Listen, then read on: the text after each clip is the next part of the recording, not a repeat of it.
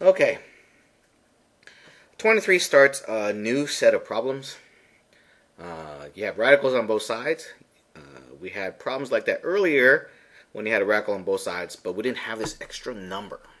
That extra number is going to throw a major wrench in the works, making it impossible to square once and get rid of the radical. We'd actually have to square it twice. It's going to get a little cumbersome. Hopefully you can follow, and I will try to go a little slower. Alright, so when I square both sides on here, well, on the left, it's normal. When I square that, it's just 1 minus r. On the right, it's going to be a mess. What I'm doing is treating this like a binomial. Right? Remember all those binomial squaring we did? Here is one term, and this is the second term. So when I square this as a binomial, I end up squaring that, right? Which means it's 1 minus 8r. Right? Square root squared gives me that 1 minus 8r. And then bring down that minus sign. And I'm going to do 2 times 3 times square root of 1 minus 8r. So it's 2, if you want to think of it this way, I know this some other math is going to kill me, but it's just 2 times 3 times that. So that's going to be 6 root 1 minus 8r. So you're going to get this weird square root here. And then last term, plus 3 squared is 9. Okay, in the event you don't understand what just happened, I'll do it longhand. So do this on the side. I'm squaring this again in case you don't understand what happened here. Alright, so this is going to take some extra space here. Square root of 1 minus AR minus 3. And we're multiplying it with itself. I'm going to write it all out here. Alright, so it's square root of 1 minus 8r times square root of 1 minus 8r is 1 minus 8r squared, right? Square root of 1 minus 8r times minus 3 gives me minus 3 square root of 1 minus 8r. Now I take the negative 3. Negative 3 times square root of 1 minus 8r is negative 3 square root of 1 minus 8r. Then negative 3 times negative 3 is plus 9. So whenever I square a radical, I just get 1 minus 8r. These radicals are the same, so I can combine these two like they're like terms. So it's minus 6 times square root of 1 minus 8r. Bring down the plus 9. So this is the same as this. Alright. Okay. Hopefully you can follow that. I'm going to copy that down here and then continue the problem.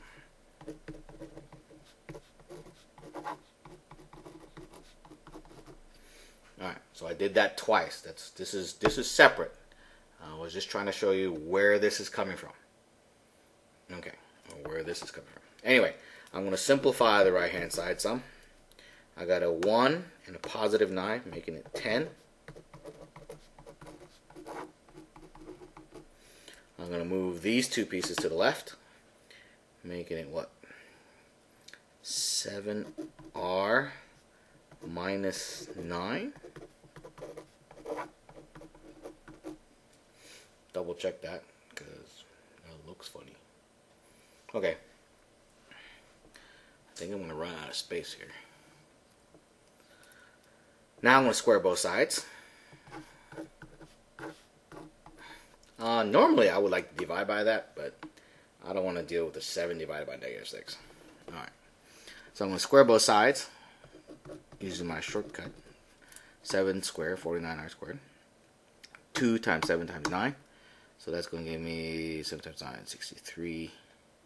Ouch. 126r plus 81 equals 36 times 1 minus 8r. Alright. Right. The 36 comes from squaring the negative 6. Remember, when you square a negative, it turns positive. Squaring the radical gives me the 1 minus 8r. Let's simplify this.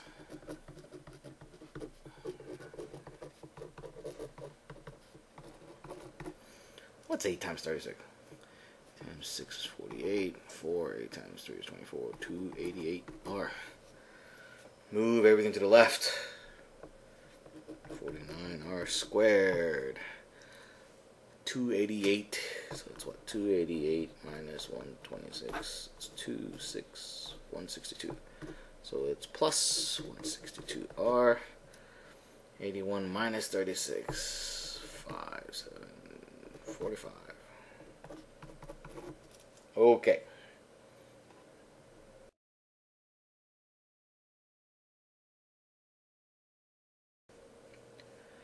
Okay, that's an intimidating trinomial. So, if you didn't notice, I paused the video and thought about it for a while. Well, let me show you the process I went through to try to figure this out. So this may be, you could skip this if you want to and just look at what it ends up being factored to. First, I tried to multiply 49 times 45. You can pull out the calculator, you get 2205. Right, I'm thinking of the Lizzie method, and I looked at that and decided, I don't want to factor that. So I stepped back and I looked at 49 and 45. And whatever you end up doing, you're going to take factors from here and factors from over here, and you're going to multiply them in whatever combinations. So I looked at 7 and 7, and 9 and 5. When I did that, I looked at 9 times 7, 63, 5 times 7, 35. What does that add up to? 8, 98. Not big enough. So that's not big enough, so I'm thinking it needs to be bigger. So let's try 3. Instead of 9 and 5, let's try 3 and 15. So I try 3 times 7 is 21. 15 times 7. What's 15 times 7? 15 times 7, 35, 3, 105. 126. Close, but not quite there yet. So I need even bigger. So what if my 7s are wrong? Because I need it even bigger. So let's make it 49 times 1. Okay, 49 times 1. And I got 3 and 15. So I decided, well, 15 times 49 is probably way too big. So I'm going to try 3 times 49. So 3 times 49, what is that? Oops. Times 3, 27, 2, 147. And add the 15 to it. Whew. And now I got my 162. Okay, so what does that mean? Well, Lizzie method says I'm going to look at, what are the factors I'm looking at? So I did 49 times 3, which is 147, and 1 times 15, which is 15. Okay, so I looked at, so what are the factors of 49 times 45 that add up to make 162? So the technique I was using, broke it down into their respective factors, and then I messed with it that way. So if you want to double check, 147 times 15, okay, I'll do it. 147 times 15, which should multiply to make 2,205. 5 times 7 is 35. 3, 5 times 4, 23. 7, 147. 5, 0. I'm sorry, carry the 1. 5 plus 7 is 12. Carry the 1, 2205. I thought I was about to make a liar of me. Anyway, so it's 147 times 15. Lizzie method, right? So going back. So I'm using the factors 147 and 15. So that's going to be R plus 147 over the leading coefficient of 49.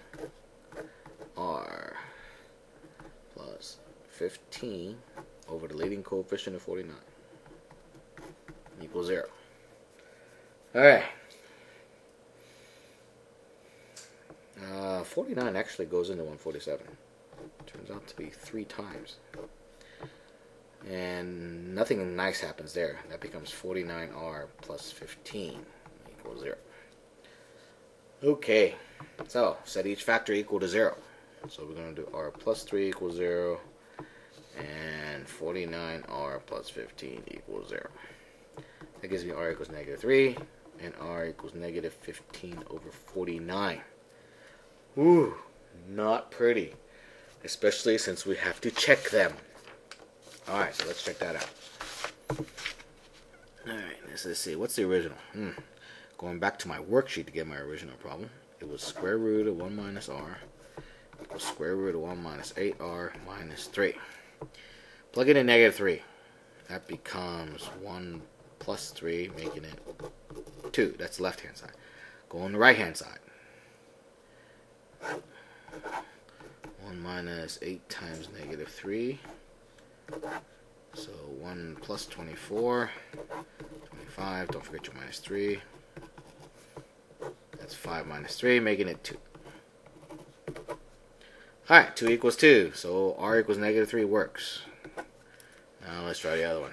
Oh, 1 minus negative 15 over 49. Joy. 1 minus 8 times negative 15 over 49. Minus 3. Good grief. Alright. What happens here? 1 plus 15 over 49, which makes it, which basically means 49 plus 15. That's at 64. So it's square root of 64 over 49, which is 8 sevenths. That's nice. And this becomes, what's 15 times 8? 120. That's negative, making it positive. So it's 1 plus 120 over 49. Okay. And that becomes 169 over 49.